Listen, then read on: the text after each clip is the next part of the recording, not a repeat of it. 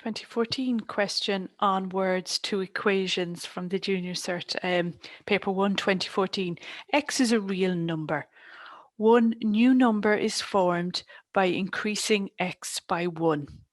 A second new number is formed by decreasing x by 2. Write down each of these new numbers in terms of x, okay? So this section of algebra is all about changing English into maths language. So if you're going to increase a number, x, by 1, then you are adding 1 onto x. Okay, regardless of what number x is, it doesn't matter. You're going to increase it by 1, therefore you're going to plus 1 onto it. In the same way, you're going to decrease a number by 2. Okay, so the second one is x minus 2. To decrease is to go down. So x minus 2. So there's each of your two numbers. In terms of x means x is going to be in your answer. Okay, so that's it done.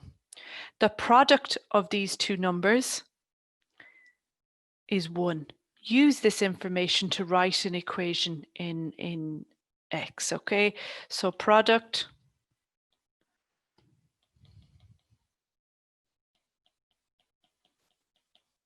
means multiply. A sum means to add. Okay, so if we're going to get a product, we're multiplying these two numbers. So we're taking that first number by the second number, and when we multiply them, when we get the product of them, we get 1. Okay, now not sure if that's where they wanted you to leave it or they wanted you to solve it much more. My guess is that's where they wanted you to leave it, okay? And in part 3 here, they ask you to solve this equation to find the two possible values of x, okay? So let's continue from here. Okay, so these ones, if you remember how we do it, it's x by x and x by minus 2. And then it's 1 by x and 1 by minus 2. Okay, or what you can do is you can split the first bracket by everything in the second bracket. So that's x by x and x by minus 2. Then go back for the plus 1 and do these two. Don't forget the equals to 1. So x by x, x squared, x by minus 2, minus 2x, 1 by x is 1x, 1 by minus 2 is minus 2. Okay, I'm going to bring that 1 over this side because I can see a quadratic forming here. I can see x squares, I can see x's, and I can see numbers. And remember, a quadratic, ax squared plus bx plus c equals to 0. So that's why that 1, it has to come over this side so that I end up with the equals to 0. So I have x squared minus 2 plus 1 is minus 1x. Minus 2 minus 1 is equal to 0. X squared minus x minus 3 is equal to 0. Okay, so minus 3 is my guide number. What's its factors? Minus 3 by plus 1 or plus 3 by minus 1. Okay, so they are the factors of minus 3. Does any of them, when we add them, give me minus 1 in the middle? Okay, well, let's have a look. This row here, minus 3 plus 1 gives me minus 2. And this row here gives me plus 2. So none of them gives me that minus 1 in the middle. Okay, which means that my solutions for x are not whole numbers like this, they're decimal places. And that's why the question says, give your answer correct to 3 decimal places. Okay, so let me write my quadratic up here. Okay, so when you get more experience at maths, when they say give your answer correct to 3 decimal places, you will know the chances are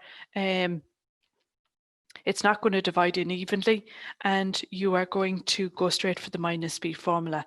So remember, the minus b formula is in your log tables on the algebra page up here at the very top. Okay, your minus b formula. You must have your quadratic in the form ax squared plus bx plus c. Okay, so what's my a? My a is the number in front of x squared. So my a is equal to 1. Okay, what's my b? It's the number in front of x. So my b here is minus 1.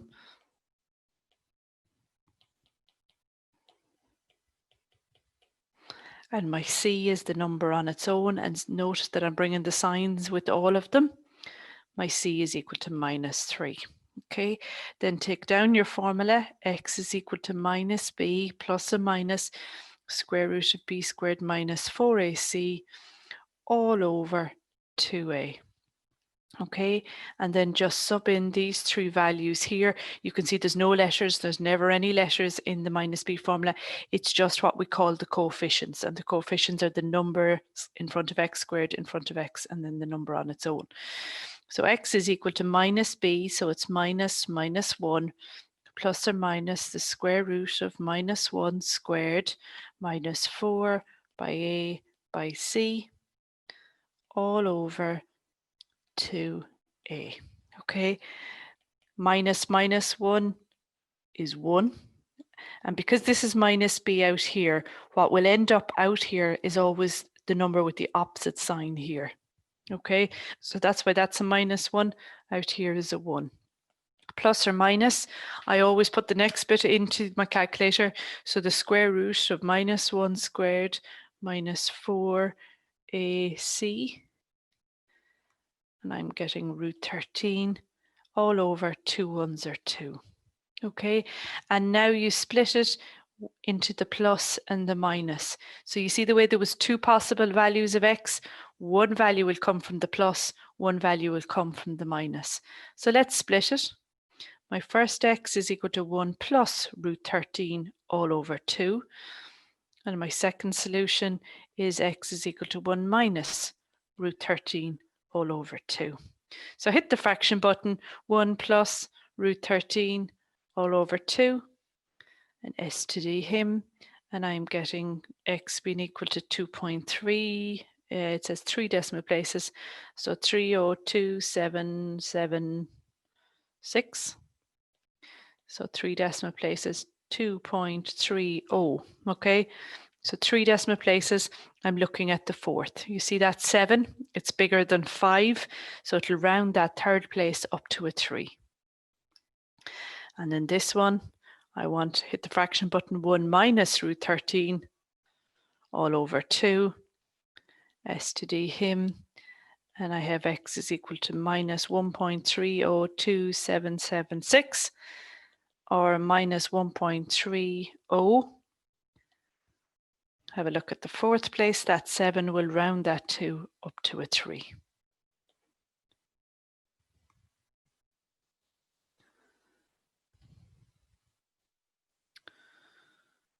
Okay, so when you sub these values in for here, they should give you an answer of 1. Okay, so you have to do it twice.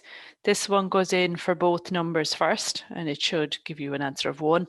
And it should also work for this one. When you sub that in for here and here, you should also get 1. So try that in your own time.